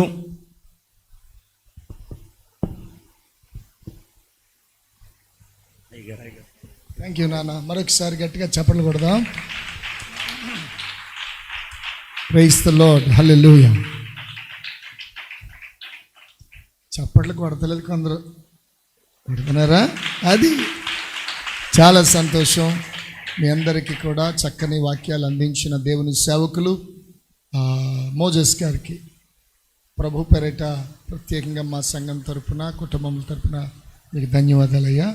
చాలా మంచిది, వెరీ గుడ్. అలాగే అయ్యగారు, మన ప్రియులు పెద్దవారు బాబురావు అయ్య గారు, ఆయన కొల్లేరు ప్రాంతంలో ఉన్నటువంటి దాదాపు ఒక 150 మంది సేవకులకి ఆయన ప్రెసిడెంట్ గారు గొప్ప పరిచయం చేస్తున్నారు. అంటే అంతమంది గొప్ప సేవకులందరికీ ఒక నాయకుడు అంటే దేవుని యొక్క ఏర్పాటు అన్నమాట. అటువంటి గొప్ప దైవజనులు మన మధ్యకి అంత దూరం నుంచి వచ్చారండి. ఒకసారి నేను వాళ్ళ సంఘానికి వెళ్ళాను, బాబు పరిచర్యకి వెళ్ళాను. వెళ్ళే కొలది నాకు ఏం అర్థం కావట్లేదు, నేను దారి తప్పిపోయానేమని అనిపించింది. అంత లోపల చేస్తున్నారండి పరిచర్య. చూడండి ఎంత ఆశ్చర్యం వేసిందో. నేను మా బాబుతో అన్నాను, అభి ఏమో కారు తోలుతున్నాడు, నేను పక్కన కూర్చున్నాను, నాన్న మనం ఊళ్ళోకి వెళ్తున్నావా లేకపోతే అడవిలోకి వెళ్తున్నావా తెలుస్తుంది అసలు. చూడండి అంటే సిగ్నల్ లేదు, సిగ్నల్స్ ఉండవు. పాత ముప్పరు కదండి, పాత ముప్పరు ఏలూరు దాటిన తర్వాత పాత ముప్పరు నుంచి లోపలికి అడవిలోకి వెళ్ళిపోవాలన్నమాట. రోడ్ లేదు, అసలు రోడ్ లేదండి. ఇంకా అంత డెవలప్ కాలేదంటే నేను ఆశ్చర్యపోయాను. రోడ్డు లేదు, ఇక లైటింగ్ ఏముంది, రోడ్డే లేదు అక్కడ. రోడ్ లేదు, లైట్లు లేవు. అసలు బాబు నాకు కన్ఫ్యూజ్ అయిపోయామేమో, మనకి మీటింగ్ ఉండదు, తెల్లవారులు తిరుగుతామేమో అని చెప్పేసి అనుకున్నాం. కానీ ఎక్కడో ఒక చిన్న లైట్ కనపడింది. ఒక లైట్ కనపడుతుందని నాకు డౌట్. ఏదా అది దోళ్ళ దొడ్డుగాడు ఉన్న లైటా, దోళ్ళ పాకలకాడ లైట్లు ఉంటాయి, ఒకటి దోళ్ళ దగ్గర ఉన్న లైటా లేకపోతే ఊరు ఎంట్రన్స్ లైటా. సరే వెళ్దామని మొత్తం మీద తెగించామండి. వెళ్ళిన తర్వాత అప్పుడు ఊరు పెద్ద ఊరు ఉందండి. ఆ ఊరు అసలు ఇంకా బాగాలేదు, కానీ మంచి సంఘం, మంచి సేవ చేస్తున్నాడు అయ్యగారు. చాలా గొప్ప మందిరం, మంచి మందిరం, ఉన్నతమైన మందిరాన్ని, మంచి ఉజ్జీవకరమైనటువంటి ప్రజల్ని, వాళ్ళందరూ విగ్రహార్థికులేనండి, వాళ్ళందరినీ మార్చారు కొల్లేరు ప్రాంతంలో. మరొకసారి అంత గొప్ప దైవజనులు మాలాంటి చిన్న పరిచర్యకి మధ్యకి వచ్చారు. అయ్యా మీరంతా, నేను చూశాను కదా వాతావరణం, నేనైతే ఎందుకు సరిపోను. అయ్యగారు ముందు గొప్ప పరిచర్య చేస్తున్నారు, అన్ని విషయాల్లో కూడా దేవుడు ఆశీర్వదించాడు. ఈ సమయంలో మరి పెద్దవారు ప్రెసిడెంట్ గారికి మనం చిన్న కార్యక్రమం చేద్దాం. ఒకసారి రెండయ్య మా మధ్యకి చాలా కాలం అలా ఎప్పుడు రాలేదు అయ్యగారు, పెద్ద అయ్యగారు, ప్రెసిడెంట్ గారు, కొల్లేరు ప్రెసిడెంట్ గారు. ఆయన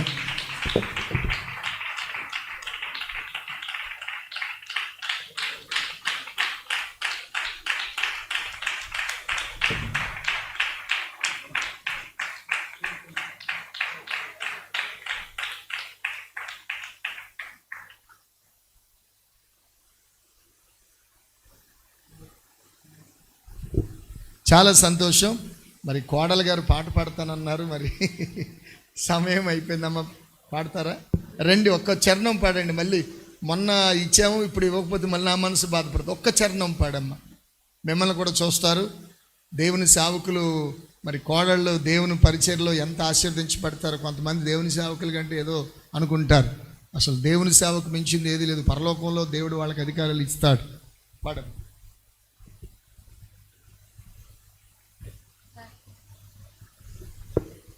దేవుని నామమునకు మహిమ కలుగును గాక. ఆమేన్, ఆమేన్, హల్లెలూయా. అందరం కూడా రెండు చేతులు పైకి చాపి హల్లెలూయా అని గట్టిగా స్వరం, గొంతెత్తి స్వరం ఎత్తి చెప్దాం. హల్లెలూయా, హల్లెలూయా. నీవుంటే నాకు చాలు యేసయ్యా, నేను బ్రతుకంతా హాయిగా గడిపేదని యేసయ్యా. మీ అందరికీ వచ్చిన సాంగేనండి. మరలా మీకోసం మీరు కూడా నాతో కలిసి పాడతారని చెప్పి నేను ఈ పాట పాడుచున్నాను. నీవుంటే చాలు నాకు యేసయ్యా, బ్రతుకంతా హాయిగా గడిపెదనేనయ్యా. నీవుంటే చాలు నాకు యేసయ్యా, బ్రతుకంతా హాయిగా గడిపెదనేనయ్యా. అందరూ కూడా గట్టిగా చప్పట్లు కొడుతూ దేవుని నామమును మహిమపరచుకుందాం.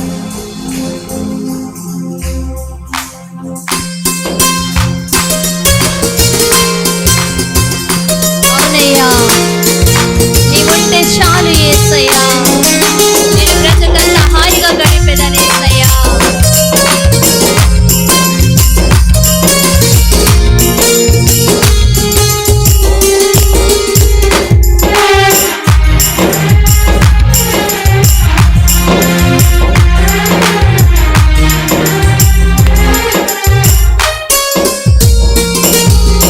నీవుంటే చాలు నాకు యేసయ్యా, బ్రతుకంతా హాయిగా గడిపెదనేనయ్యా. నీవుంటే చాలు నాకు యేసయ్యా, బ్రతుకంతా హాయిగా గడిపెదనేనయ్యా. ఆదరించువాడవు, ఆదుకొనువాడవు, సేద తీర్చువాడవు, స్వేచ్ఛనిచ్చువాడవు. ఆదరించువాడవు, ఆదుకొనువాడవు, సేద తీర్చువాడవు, స్వేచ్ఛనిచ్చువాడవు. నీవుంటే, నీవుంటే, నీవుంటే చాలు నాకు యేసయ్యా, బ్రతుకంతా హాయిగా గడిపెదనేనయ్యా. నీవుంటే చాలు నాకు యేసయ్యా, బ్రతుకంతా హాయిగా గడిపెదనేనయ్యా.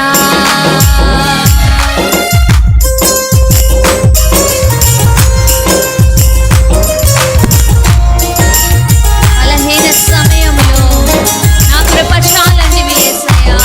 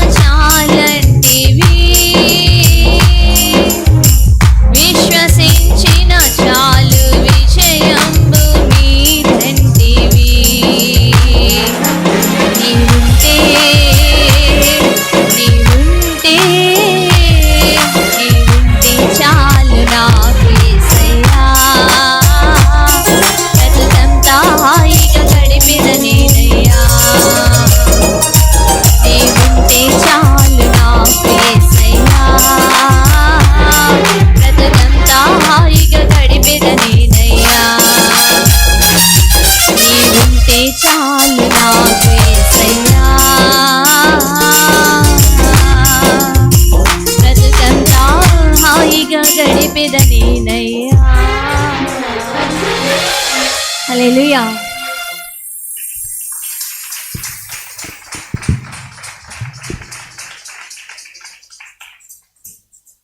వెరీ గుడ్, చక్కగా పాడారు పాప. అబియా గారు కదమ్మా పేరు? అబియా. వెరీ గుడ్, దేవునికి స్తోత్రం. మంచిదండి. మరి 34 రోజులు